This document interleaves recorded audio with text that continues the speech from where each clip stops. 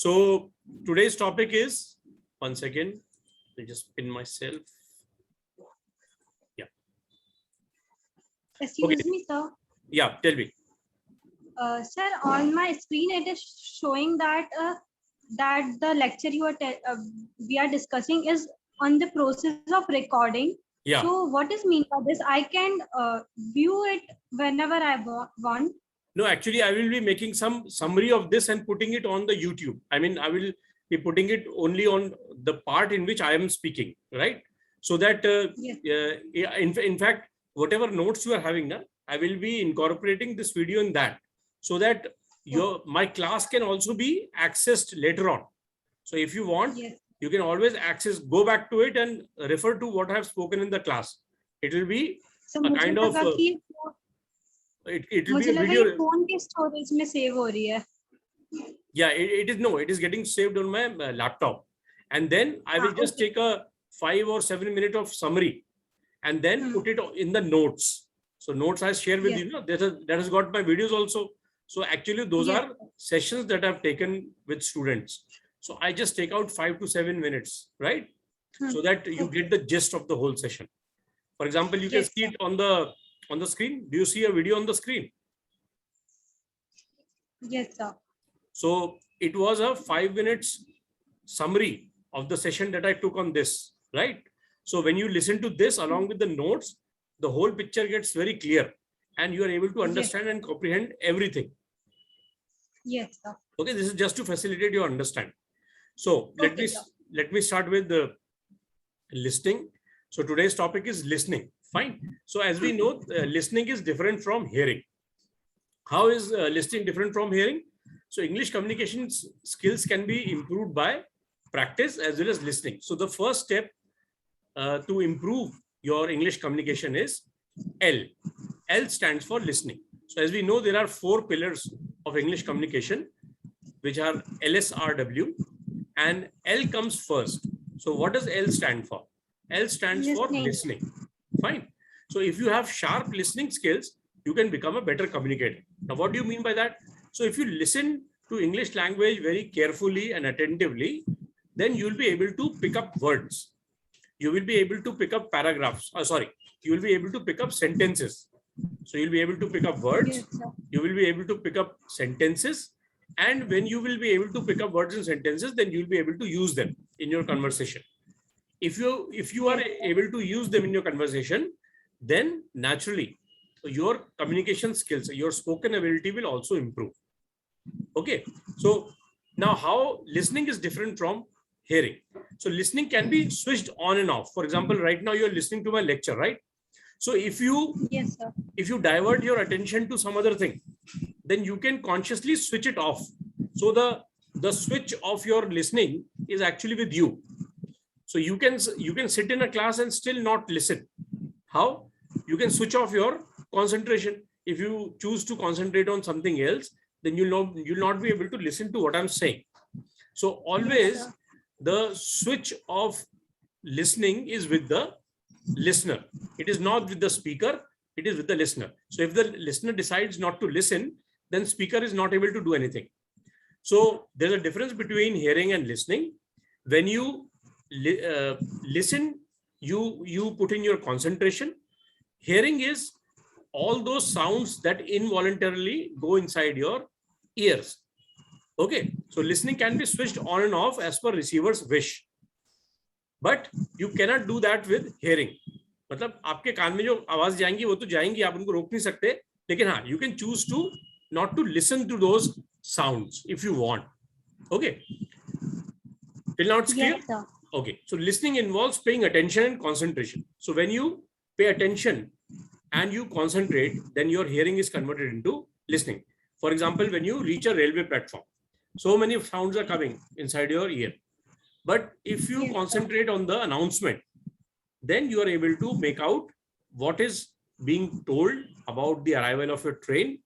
So then your hearing actually gets converted into listening. Okay, got it? Yes, sir. Okay, so listening starts when the receiver becomes aware and attentive.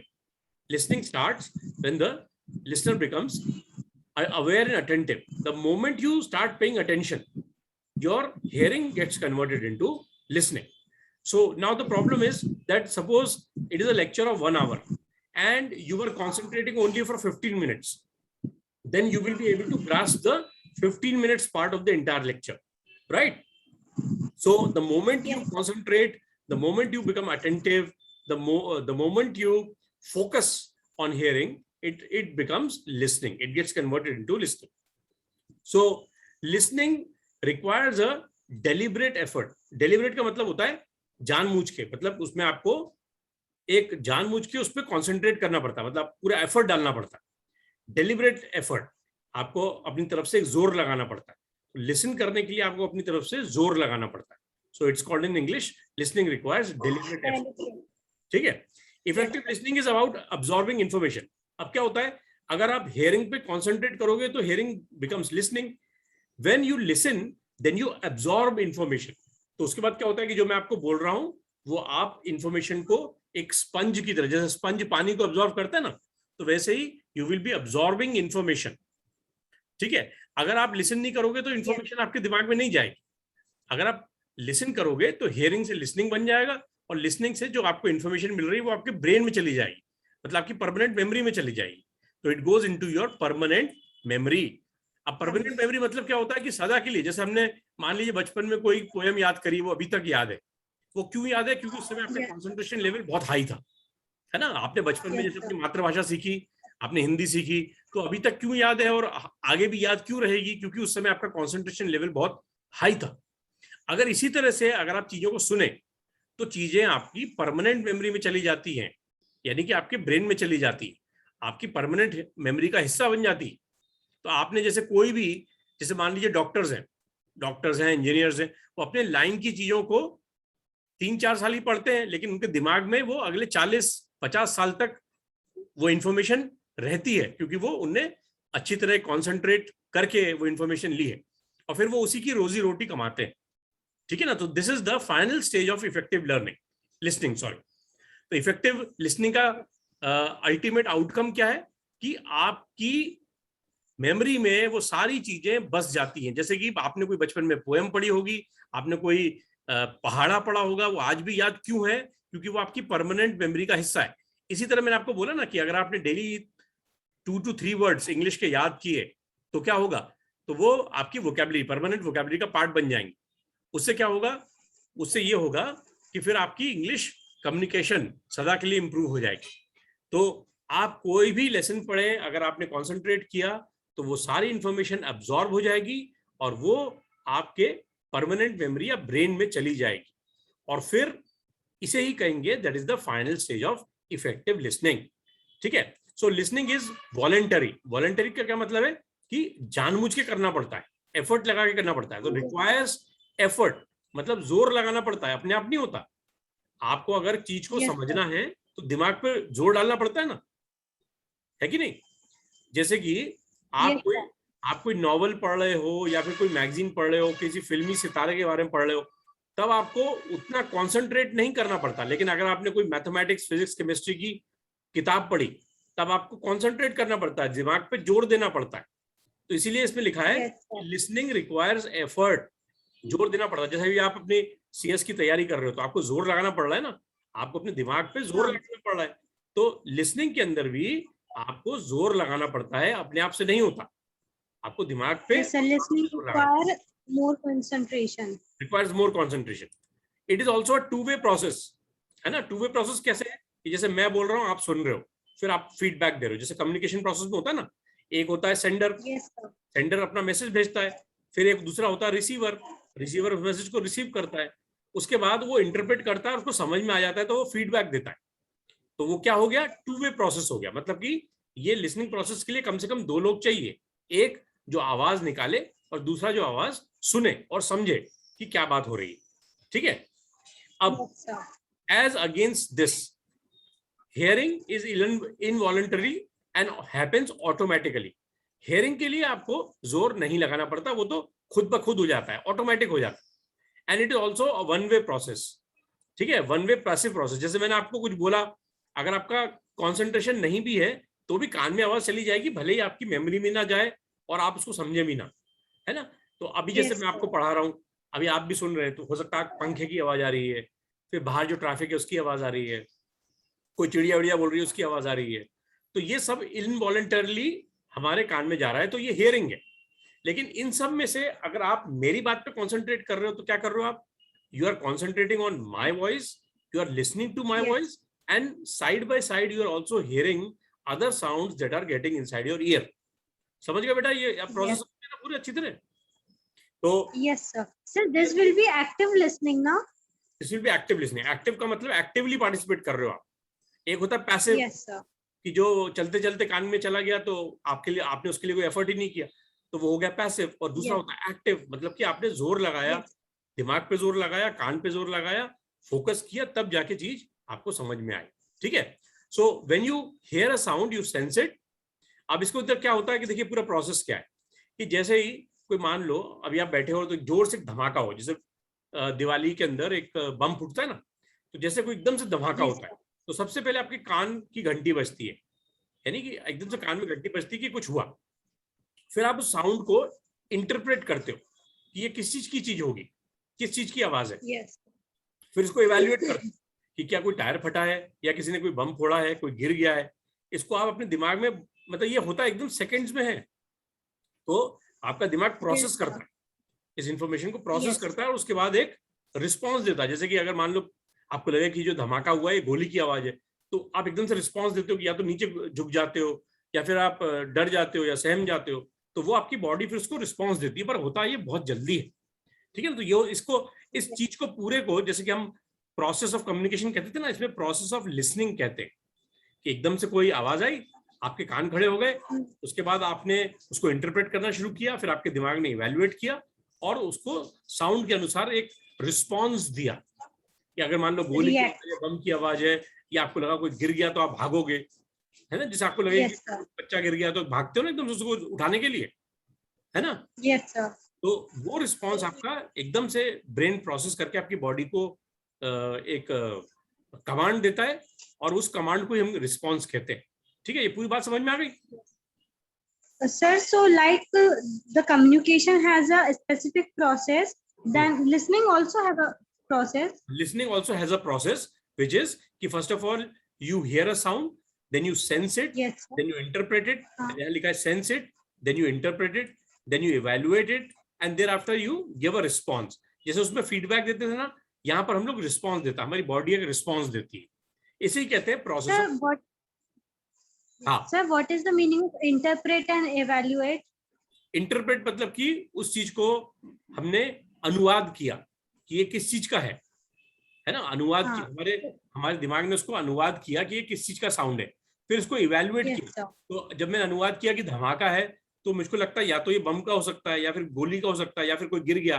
तो मेरे दिमाग में जब Yes. इन तीनों option के ऊपर काम चल रहा है, और फाइनली मेरे दिमाग ने बताया कि ये तो किसी के गिरने की आवाज है, तो उसके बाद मेरा रिस्पॉन्स क्या होगा कि मैं दौड़ूंगा उसको उठाने के लिए।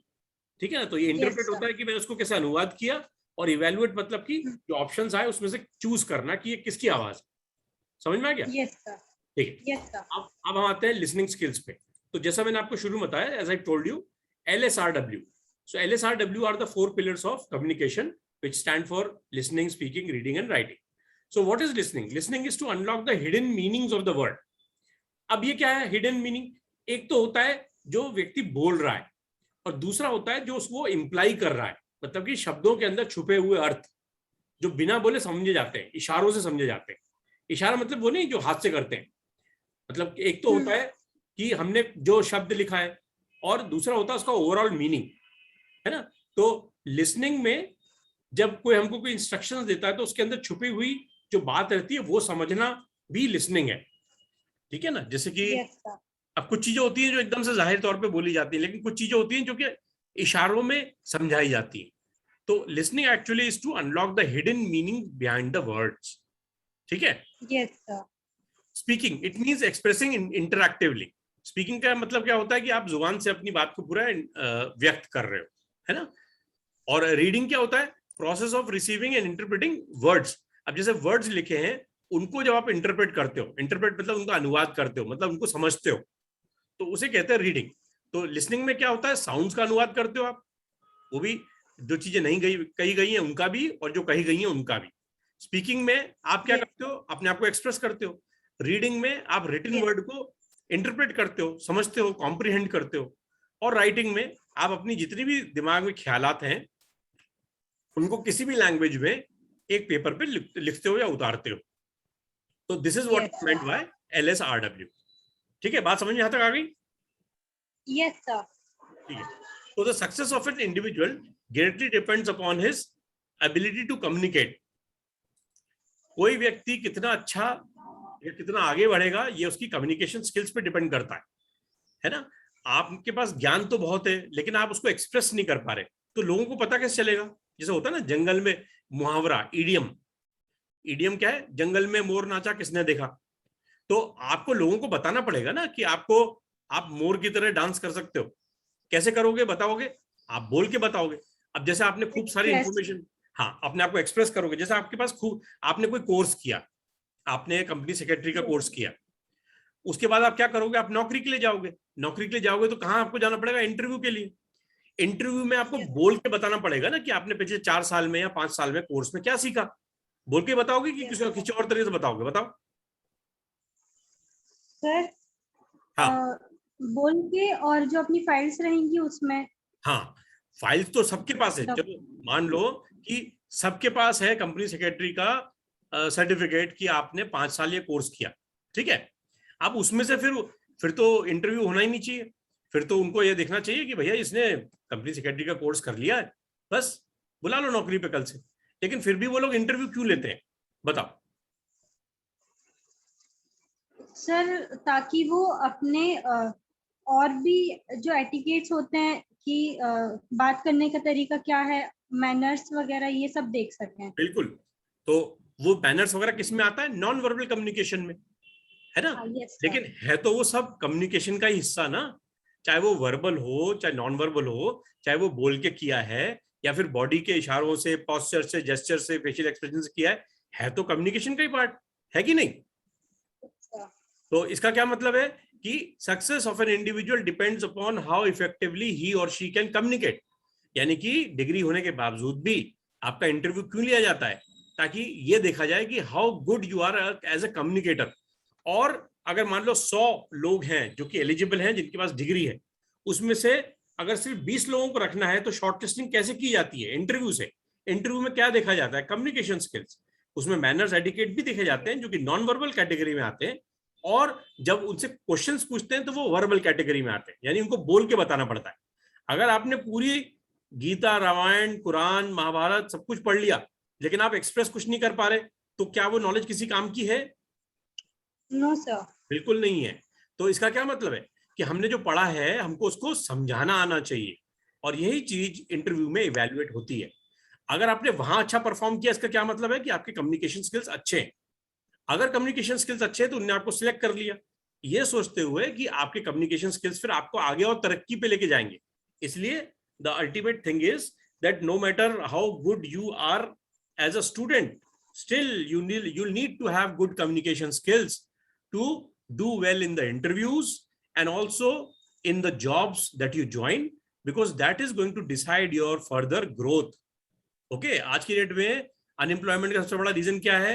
कि सबके पास डिग्री है, डिग्री सबके पास है। इंजीनियर आपको चाहिए 500, है आपके पास 5 लाख। लेकिन दिक्कत क्या है? लोगों के पास अभी भी वैकेंसी क्यों है? क्योंकि people are not able to communicate in the interview, है ना। वो बोल ही नहीं पाते, अपनी बात को समझा ही नहीं पाते। तो अगर आप अपनी बात को समझा नहीं पा रहे, इसका मतलब ये है कि आपने पढ़ा ही नहीं। तो इंटरव्यू वाला ये सोचेगा ना कि समझा नहीं पा रहा, इसका मतलब कि इसने पढ़ा नहीं। यही होगा ना। जैसे मान लो मैं पूरी एक किताब पढ़ के बैठ जाऊं, मैं बोलूं कि मैंने शेक्सपियर का मैकबेथ जो वो है नाटक वो पढ़ा है, तो आप मुझसे बोलोगे चलो उसका सारांश बताओ, और मैं बता नहीं पा रहा, तो अल्टीमेटली आप क्या सोचोगे कि मैंने झूठ बोला ना कि मैंने शेक्सपियर का ये मैकबेथ नाम का नाटक पढ़ा है। या फिर मैं बोलूं मैंने पूरी महाभारत पढ़ी है, तो आप मुझको बोलोगे अच्छा पूरी महाभारत पढ़ी है, चलो मुझे बताओ महाभारत में क्या है, उसका सारांश बताओ। अब मैं सारांश बता ही नहीं पा रहा, तो अल्टीमेटली आप सोचोगे क्या कि अरे इसने महाभारत पढ़ी ही नहीं, ये तो ऐसे ही कुछ करके ले आया। यही सोचोगे ना बेटा, यही हो रहा है। तो if you are not able to communicate what you have studied, सामने वाला ये सोचता है कि आपने पढ़ाई की ही नहीं है, नंबर आपने कैसे ही जुगाड़ लिए। वो तो हम जानते हैं कि नंबर हिंदुस्तान में जुगाड़े भी जा सकते हैं, और कैसे आते हैं कैसे नहीं आते वो भी सब जानते हैं। तो अल्टीमेटली क्रॉस चेक करने के लिए, अब देखो यूपीएससी का भी एग्जाम होता है, उसके अंदर भी कितने सारे राउंड्स होते हैं, उनकी भी डिग्रियां उनके पास सामने होती है, लेकिन अल्टीमेटली इंटरव्यू ही डिसाइड करता है ना कि कौन कौन सी लिस्ट में नंबर 1 आएगा, कौन सी लिस्ट में नंबर 2 आएगा। क्यों? क्योंकि वो लोग सब चीजों को क्रॉस वेरीफाई करते हैं इंटरव्यू में। वो टेक्निकल क्वेश्चंस भी पूछते हैं, वो कम्युनिकेशन स्किल्स भी पूछते हैं, वो बिहेवियरल क्वेश्चंस भी पूछते हैं, वो आपसे आपके मैनर्स वगैरह भी देखते हैं, आपकी पर्सनैलिटी भी देखते हैं, लेकिन अल्टीमेटली आपको अपने आप को एक्सप्रेस करना होता है। तो people who are able to express themselves well, they will earn more money than people who are not able to speak or people who are not able to express themselves। मतलब ऐसा नहीं है कि वो घर पे बैठे रहेंगे, नहीं ऐसा नहीं है, पर जितना पोटेंशियल, जैसे कि मान लो एक डिग्री से आपको 1 लाख रुपए पर मंथ कमाने चाहिए, तो अगर कोई बंदा कम्युनिकेशन स्किल्स में वीक है तो हो सकता है कि उसको 30,000 रुपए पर मंथ मिले, 1 लाख रुपए ना मिले। 1 लाख रुपए उसको मिले जिसकी डिग्री भी अच्छी है और जो बोल भी अच्छा सकता है। अब मेरी बात समझ गए बेटा आप? Yes sir. हाँ, तो अपनी कम्युनिकेशन स्किल्स को इंप्रूव कैसे करें? अब सवाल ये उठता है, जब समझ तो गए तो उसको इंप्रूव कैसे करें? इंप्रूव करना पड़ेगा आपको लिसनिंग के थ्रू, है ना। अगर मैं हर समय अच्छे अच्छे बोलने वालों व्यक्तियों को सुनूंगा तो उनको सुन सुन के मेरी भी इंग्लिश अच्छी हो जाएगी, जैसे कि मैंने हिंदी लैंग्वेज सीखी, है ना, एकदम सही बात है। तो आप जितने अच्छे अच्छे स्पीकर्स को सुनोगे, अब जैसे कि बहुत सारे एग्जांपल्स हैं, टेड में चले जाओ, टेड टॉक्स में, उसमें आपको शशि थरूर मिल जाएंगे जो अच्छा बोलते हैं। अगर आपने शाम को इंग्लिश न्यूज चैनल सुने तो आप देखोगे कि कितने सारे न्यूज एंकर हैं जो इंग्लिश अच्छी बोलते हैं। फॉर एग्जांपल राजदीप सरदेसाई अच्छा बोलता है इंग्लिश।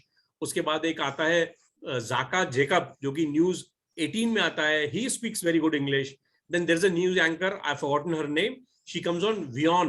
मतलब ये सब देसी चैनल हैं, इंडियन चैनल्स, लेकिन the people who are anchoring they are speaking very good English. So if you listen to these people on regular basis then your English skills will also improve। ठीक है, तो we are talking about the first part which is L. L stands for listening, so you'll have to listen to these people on regular basis, then you will be able to catch their style, their words, their pronunciation, their sentences, और धीरे धीरे आपके दिमाग में वो permanent memory में चला जाएगा और आप वैसा ही बोलना शुरू कर दो। क्या होता है कि जैसे आप एक बच्चे को ले जाओ अमेरिका, तो कुछ समय के बाद उसका एक्सेंट अमेरिकन हो जाता है ना, होता है कि नहीं? आपके कोई रिश्तेदार होंगे बाहर, यस सर। हाँ, तो उनका एक्सेंट देखो, उनका एक्सेंट देसी नहीं है, उनका अमेरिकन है, या फिर अगर वो यूके में है तो ब्रिटिश है। कैसे हुआ? वो सुन सुन के हुआ, वो सुन सुन के। हाँ, तो ये पहला स्टेप है बेटा। अगर कम्युनिकेशन स्किल्स अच्छा करना है तो first step is effective listening. ठीक है, यहां तक की बात समझ में आ गई? Yes sir. तो इसका सारांश ये लिखा है, each individual can become a better communicator by sharpening his listening skills, है ना, या लिसनिंग होना चाहिए, लिसनिंग स्किल्स, जो ब्लू से मैंने हाईलाइट किया। नेक्स्ट इज इफेक्टिव लिसनिंग, है ना। लिसनिंग तो हम समझ गए कि listening is different from hearing. अब ये इफेक्टिव लिसनिंग क्या है? Listening is an activity that can be continuously turn on end of. मतलब जो ऑन और ऑफ का जो स्विच है ये लिसनर के पास है। जैसे कि अगर तुम चाहो तो इस समय मेरी बात को सुनना बंद भी कर सकते हो, स्विच तुम्हारे पास है। You can choose to not concentrate on what I am saying, right. मेरा इस पर कोई जोर नहीं रहेगा, बल्कि अगर फेस टू फेस क्लास भी होती तो भी आप मेरी तरफ देखते रहो, लेकिन अगर आपने अपना दिमाग कहीं और कर लिया तो हो सकता है कि आप मेरी बात को सुनो ना, तो वो सिर्फ हियरिंग मोड में चला जाएगा। लिसनिंग जो है कैन बी कॉन्शियसली टर्न, और कंटिन्यूअसली नहीं है, कॉन्शियसली है ना, it can be consciously turned on और off. Listening starts with receiver becoming attentive. तो जैसे मान लीजिए अभी आपका ध्यान, जैसे आप स्कूल से लौटे, है ना, तो आपका सारा ध्यान स्कूल पे है। उसके बाद जैसे ही अपने ध्यान को आपने मेरी बात पे केंद्रित किया, मतलब फोकस किया, तो एकदम से आप अटेंटिव हो गए, और अटेंटिव होना ही लिसनिंग की पहली सीढ़ी है ना। तो हम जैसे अटेंटिव होते हैं तो हमारी लिसनिंग जो है वो हियरिंग से ट्रांसफॉर्म हो जाती है, चेंज हो जाती है। समझ गए बेटा? Yes sir. जिस मोमेंट पे, जैसे कोई भी क्लास चल रही है, आपकी इकोनॉमिक्स की चल रही है, मैथ्स की चल रही है, कोई भी चल रही है, जिस मोमेंट से आप अटेंटिव होगे उस मोमेंट से आपकी हियरिंग लिसनिंग में कन्वर्ट हो जाएगी। अदरवाइज आप हियरिंग मोड में रहोगे, सामने वाला पढ़ाता रहेगा, लेकिन हो सकता है उसमें से चीजें आप ग्रास्प नहीं करो, इम्बाइब नहीं करो, अब्सॉर्ब नहीं करो, और वो एब्सॉर्ब नहीं करोगे तो आपकी परमानेंट मेमोरी में नहीं जाएंगी। कहते हैं ना कि हमारे एक कान से बात गई और दूसरे से निकल गई, तो वो हियरिंग में होता है। अगर आप लिसनिंग करोगे ना तो दूसरे कान से बाहर नहीं निकलेगी, वो आपके मस्तिष्क में चली जाएगी ऊपर, और वो परमानेंट, जैसे कि हमारा मोबाइल फोन है, क्या होता है कि जैसे मोबाइल फोन नया खरीदते हो आप, है ना, तो एकदम से उसके अंदर पूरी मेमोरी खाली रहती है कि नहीं? Yes sir. तो इसी तरह एक छोटे बच्चे के साथ होता है। छोटा बच्चा जब काफी छोटा रहता है तो उसकी मेमोरी एकदम खाली रहती है। अब क्योंकि इसकी मेमोरी खाली है तो वो जल्दी जल्दी उसका जो कंसंट्रेशन और उसकी जो ग्रास्पिंग पावर है बहुत तेज रहती है। तो वो जैसे ही कोई लैंग्वेज अपने मम्मी पापा को बोलते हुए सुनता है, ही इमीडिएटली कैप्चर्स दैट लैंग्वेज, है ना। जैसे कि एक नए फोन के अंदर बहुत सारी मेमोरी रहती है और फटाफट आप चीजें भर सकते हो ना। अब जैसे जैसे फोन पुराना होता है तो उसकी मेमोरी फुल होती जाती है और उसमें नई चीजें कम आती है, होता है कि नहीं ऐसा? Yes sir. इसीलिए जैसे जैसे इंसान बड़ा होता जाता है तो उसकी मेमोरी की स्पेस भी कम होती जाती है, और जब वो छोटा होता है तो उसकी ग्रास्पिंग पावर बहुत तेज रहती है। तो इस समय अगर आपने ये अपनी वोकैबुलरी बढ़ाई और इंग्लिश को सीखने की कोशिश करी तो अभी आप जल्दी कर लोगे, क्योंकि अभी जैसे एक नए फोन की मेमोरी पूरी खाली रहती है वैसे अभी आपकी मेमोरी भी खाली है। ठीक है बेटा, समझ गए ना? तो yes sir. listening requires deliberate effort and listening actually leads to absorbing of information। जब हम listening मोड में आ जाते हैं तो इंफॉर्मेशन एक स्पंज की तरह, जैसे स्पंज पानी को खींचता है, आपका ब्रेन उसको इंफॉर्मेशन को एब्जॉर्ब करता है और आपकी परमानेंट मेमोरी में वो सब चीजें चली जाती हैं। हम 3-4 साल अपनी डिग्री पढ़ते हैं लेकिन अगले 40 साल तक हमको याद रहती है और उसकी हम लोग रोजी रोटी कमा के खाते हैं। यही इसका पूरा प्रूफ है कि लिसनिंग करने से क्या फायदा होता है। ठीक है, तो difference between hearing and listening. अब आप बेटा ये आप खुद एक्सप्लेन कर सकते हो, बताओ, tell me the difference between listening and hearing. Yes sir. आपको दिख रहा है इस पे? Yes sir, difference between hearing and listening. हाँ, इसको आप एक्सप्लेन करो। Yes sir. Sir, listening is a involuntary process and hearing is a voluntary process. ठीक है, क्या मतलब हुआ इसका? Sir, listening require our attention, हाँ, and in hearing we do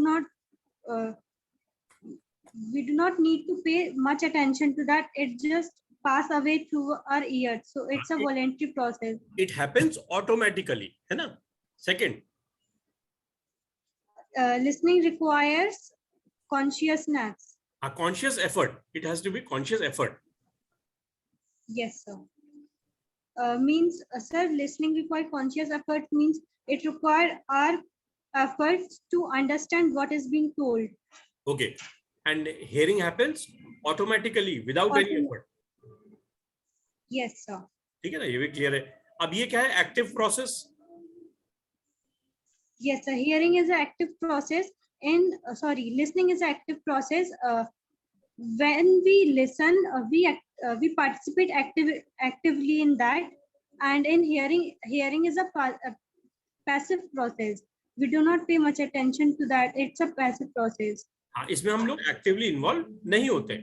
last one, it's a two way process. Two-way. Yes, sir. And hearing is a one-way process. Listening require minimum 2 person. Okay, ठीक है। अब ये बताओ, ये वाला भी 4 elements of listening. Excuse me, sir. हाँ बोलो बेटा। Sir, in listening, it's a two-way process. So, is it necessary that 2 person only should be there, या or 2? देखो, जैसे कम्युनिकेशन के अंदर 2 लोग चाहिए ना, कि एक आदमी बोलता है दूसरा सुनता है, इस तरह लिसनिंग में भी तो चाहिए कि आप किसी की बात को सुन रहे हो, है ना। अगर आप अपने आप से बात कर रहे हो तो वो तो क्लियर है ही ना, आपको उसके लिए कोई एक्स्ट्रा एफर्ट नहीं करना है। Yes, sir. ठीक है ना। चलो अब आते हैं 4 elements of listening. The 4 elements of listening are hearing, interpreting नहीं है, इंटरप्रेटिंग है, then evaluation and responding. Now what is meant by that? Hearing, so as soon as you hears a sound, the gates of your ears are open, यानी आपके कान खड़े हो जाते हैं, जैसे हम हिंदी में बोलते हैं ना, यानी आप चौकन्ने हो जाते हैं। then whatever sound that you hear, you try to assign meaning to that sound. Yes, तो sir. जैसे अगर आपको मान लीजिए धमाके की आवाज आई, तो आप उसको मीनिंग असाइन करते हो कि क्या ये बम की है, क्या ये बंदूक की है, क्या कोई गिर गया है, या ये धमाका क्या हुआ. तो इसी कहते हैं इंटरप्रेटिंग. यानी आपने 3-4 ऑप्शन दे दिए कि हाँ इसमें से कुछ हो सकता है. उसके बाद आप जो इवेल्युएट करते हो कि नहीं ये 3-4 में से एक ही चीज हो सकती है, ये तो कोई गिरा है, इसे कहते हैं evaluation stage. Right, in this you decide कि वो जो आवाज थी वो किस चीज की थी. और जब आपने डिसाइड कर लिया आपके दिमाग, और ये दिमाग में एकदम से होता है, चुटकी बजाते ही होता है, and then your mind gives a response कि अब हमको करना क्या है. जैसे कि मान लीजिए आपको लगे कोई गिर गया है ना, एकदम से आवाज आई धमाके की, और आपको आपके माइंड ने बताया कि अरे ये तो कोई गिर गया है, तो आप एकदम दौड़ते हो ना कि हो सकता है कि आपके घर में कोई गिर गया हो, कोई बुजुर्ग गिर गया हो, कोई बच्चा गिर गया हो. हाँ, तो उसी वो होता बहुत जल्दी है, लेकिन ये प्रोसेस होता है कि सबसे पहले आप हेयर करते हो, आपके कान खड़े होते हैं किसी आवाज को सुन के, फिर उसको इंटरप्रेट करते हो कि इसमें 3 में से कोई एक ऑप्शन होगा, फिर उसके बाद एक फाइनल डिसीजन पहुंचते हो कि ये कौन सा होगा, और फिर आपकी बॉडी रिस्पॉन्स करती है, या आपका ब्रेन आपको रिस्पॉन्स देता है कि आप ये करो, है ना. तो this is called elements of listening. अब हम करते हैं सर, हाँ बोलो. Sir this is a listening process ना. या एलिमेंट्स और लिसनिंग, और मतलब एलिमेंट्स होते हैं कि अलग अलग, और उसको हम डायग्राम में बना देंगे तो लिसनिंग प्रोसेस बन जाएगा. Yes sir. है ना, एरो खींच के डायग्राम बना देंगे तो लिसनिंग प्रोसेस बन जाए. अब आते हैं हम टाइप्स ऑफ लिसनिंग. लिसनिंग भी अलग अलग प्रकार की होती है. एक होता है discriminating listening. Difference between different sounds is identified. Discriminate मतलब कि आइडेंटिफाई करना, अलग अलग करना. तो अलग अलग करने को ही इंग्लिश में बोलते हैं डिस्क्रिमिनेशन. तो when we hear different sounds and we evaluate कि हाँ ये इसका साउंड है, ये उसका साउंड है, इसे कहते हैं डिस्क्रिमिनेटिंग लिसनिंग. कॉम्प्रिहेंशन लिसनिंग, इसमें क्या होता है कि we try to make the sense, मतलब we try to arrive at the overall meaning of the whole thing. It's called comprehension listening. फिर होता है बायस्ड लिसनिंग. बायस का मतलब होता है कि मेरे दिमाग में पहले से कुछ एक बायस है. बायस को हिंदी में बोलेंगे प्रेजुडिस. प्रेजुडिस को क्या बोलेंगे हिंदी में, कि पहले से मेरा दिमाग एक बना हुआ है ना. कि अगर जैसे मान लीजिए कि मुझे एक व्यक्ति के बारे में फीडबैक है, अरे ये जो बोलेगा ये गलत ही बोलेगा, तो अगर मैं ऐसा दिमाग लेके जाऊंगा तो मेरे दिमाग में क्या है, बायस है. तो उसके बाद फिर मेरे को उसकी हर बात जो है वो नेगेटिव ही लगेगी, है ना. इसे ही कहते हैं बायस लिसनिंग. यानी कि अगर आपने पहले से मन बना लिया कि अरे ये जो बाबा लोग होते हैं ये झूठी बोलते हैं, तो आप किसी भी बाबा के उसमें गए प्रवचन सुनने यही सोच के कि बाबा जो होते हैं ना सभी झूठ बोलते हैं, तो आप फिर जाके उसमें से वही चीज सुनोगे जो आपको झूठ लगेगी. और इसे ही कहते हैं बायस लिसनिंग, है ना. क्योंकि हमारा दिमाग वैसा ट्यून हो गया, तो हम वैसा अगर ट्यूनिंग लेके जाएंगे तो हमको हर समय गलत ही गलत दिखेगा. Next is evaluative listening. Evaluative listening में क्या होता है कि हम एक जजमेंट बनाते हैं. जैसे कि मान लीजिए एक इंटरव्यू चल रहा है. इंटरव्यू में 5 लोग हैं जो इंटरव्यू ले रहे हैं, और कैंडिडेट तो एक ही होगा. तो वो लोग कैसे सुनते हैं, वो जजमेंटल लिसनिंग करते हैं. मतलब वो इवैल्यूएट करते हैं कि ये बात जो है क्या सही है या गलत है, या फिर ये अच्छी है या बुरी है, कितने नंबर देने चाहिए. इस तरह की लिसनिंग को कहते हैं इवैल्यूएटिव लिसनिंग. या अगर हम किसी को सुन के उसके बारे में कोई जजमेंट अपने दिमाग में करना चाहें तो भी हम भी इवैल्यूएटिव मोड में आ सकते हैं. ठीक है, बात समझ में आ गई. ठीक है. Appreciative listening. अब जब आप कोई गाना सुनते हो तब तो इवैल्यूएट नहीं करते ना ही आप कॉम्प्रिहेंशन करते हो, ना ही आप बायस करते हो. तब तो आप एक नॉवल की तरह आपको मजा आता है गाना सुनने में. उस तरह की लिसनिंग को कहते हैं अप्रिशिएटिव लिसनिंग, जिसमें आप कोई गाना, गजल, पोइट्री, है ना, कोई साउंड, कोई सितार वादन, कोई तबला वादन सुनते हो ना, जिस तरह उसे कहते हैं अप्रिशिएटिव लिसनिंग. यानी आपको सुन के आपको मजा आता है, आपको रिलैक्सिंग लगता है. नेक्स्ट सिंपैथेटिक लिसनिंग, है ना. जैसे मान लीजिए आपने किसी का दुखड़ा सुना, कोई आपको अपना दुखड़ा सुना रहा है, तब आपका अंदाज क्या होता है सुनने का, सिंपैथेटिक. सिंपैथी को हिंदी में क्या बोलेंगे, सांत्वना, सहानुभूति. हाँ, सहानुभूति. जब आपकी लिसनिंग में सहानुभूति का अंदाजा रहता है, इट्स कॉल्ड सिंपैथेटिक लिसनिंग. उसके बाद आता है इम्फैटिक लिसनिंग. इम्फैटिक लिसनिंग का मतलब होता है कि बियॉन्ड सिंपैथी. हाँ, बियॉन्ड सिंपैथी. मतलब जैसे मैं एक टीचर हूं और मैं एक बच्चे को पढ़ा रहा हूं जो हॉस्टल में रहता है, और वो मुझे कह रहा है कि अरे सर मेरे को यहाँ खाना अच्छा नहीं लगता, खाना मजा नहीं आता, मेरे को बिल्कुल घर की याद आती है. तो मैं सिंपैथेटिकली उसकी बात को सुनूंगा कि हाँ बेटा इस बात तो सही है, मैं भी जब हॉस्टल में था तो मेरे को भी दिक्कत होती थी। लेकिन अगर वही चीज उसकी माँ सुनेगी तो माँ उसकी दर्द को समझेगी, तो उसकी माँ जब उसको सुनेगी तो उनका तरीका इम्फेटिक होगा, मतलब वो अपने आप को उस बच्चे के शूज में रख के she will listen and understand and feel the pain of that child, है ना। जब हम उस बंदे Yes, की पेन करते हैं तो वो होता है इम्फेटिक, लेकिन जब हम उसको सांत्वना या सहानुभूति देते हैं तो वो जाता है सिंपैथेटिक। दोनों में बीच में डिफरेंस समझ में आ गया, yes, sir. है ना। तो आप देखो टाइप्स ऑफ लिसनिंग कितनी है, डिस्क्रिमिनेटिंग जिसमें अलग अलग साउंड होता है, कॉम्प्रिहेंशन जब हम पूरा सुनते हैं, बायस्ड मतलब हमारे दिमाग में कोई प्रेजुडाइज है ना, कोई धारणा है, प्री कंसीव्ड नोशन है, तो उसे कहते हैं प्रेजुडाइज या बायस्ड लिसनिंग। इवैल्यूएटिव जब हम किसी के बारे में जजमेंट फॉर्म करते हैं, अप्रिशिएटिव जब हम कोई म्यूजिक वगैरह सुनते हैं, सिंपैथेटिक यानी कि सहानुभूति से भरा हुआ, इम्फेटिक मतलब कि उसके दर्द को महसूस करते हैं। सिंपैथी तो रहती है, साथ साथ में उसके दर्द को महसूस करते हैं। तो ये अलग अलग टाइप की क्या हो गई, लिसनिंग, Listening. है ना। समझ में आ गया, Yes, कोई sir. डाउट तो नहीं? ठीक है, No, sir. इसके बाद मैं इसका ही लिंक शेयर कर दूंगा, आप पढ़ लेना, एकदम चीजें क्लियर हो जाएंगी। प्रोसेस, ठीक है। अब प्रोसेस क्या है, वही जो एलिमेंट्स में था ना, देखो इसके पहले ये एलिमेंट्स में, ये देखो दिख रहा है ना, Yes, दिख रहा है। yes, sir. इसी का जब हम डायग्राम बना देते हैं तो क्या बन जाता है, प्रोसेस ऑफ लिसनिंग, है ना। कि पहले हम लिसन करते हैं, सेंस करते हैं, इंटरप्रेट करते हैं, इवैल्यूएट करते हैं, रिस्पॉन्स देते हैं, और अल्टीमेटली मेमोरी में चला जाता है। देखो क्या होता है, जैसे कि अभी आप मेरे को पूरा 2 घंटा सुनोगे, मान लो 1.5 घंटा सुना, उसमें से आपको आधे घंटे की लेक्चर याद रही आउट ऑफ 1.5 आवर्स, तो कितना Yes, पार्ट sir. आपकी परमानेंट मेमोरी में गया? Half hour.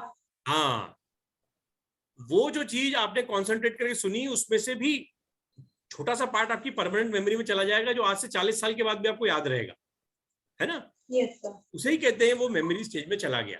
और ये तब हुआ जब आप हेयरिंग से लिसनर बने, लिसनर से आपने इवेल्युएट की। देखो इसमें क्या होता है, आप इंटरप्रेट करोगे चीजों को, जैसे आपको जो मैं बोला पहले आप उसको इंटरप्रेट करोगे, उसको तोलोगे मोलोगे अपने दिमाग में, उसमें से जो चीज आपको पसंद आएगी वो आपके परमानेंट मेमोरी में चली जाएगी, और वही है फाइनल स्टेज ऑफ लिसनिंग। ठीक है बेटा, समझ में आ गया? Yes, sir. ठीक है, तो अब हमारे पास हो गए कितने, और ऑलमोस्ट 40 मिनट्स, तो next now time to take a break. Okay, so now Okay. We will break and meet after 5 minutes on the same link. Okay, and continue. Okay, sir. ठीक. Okay, okay.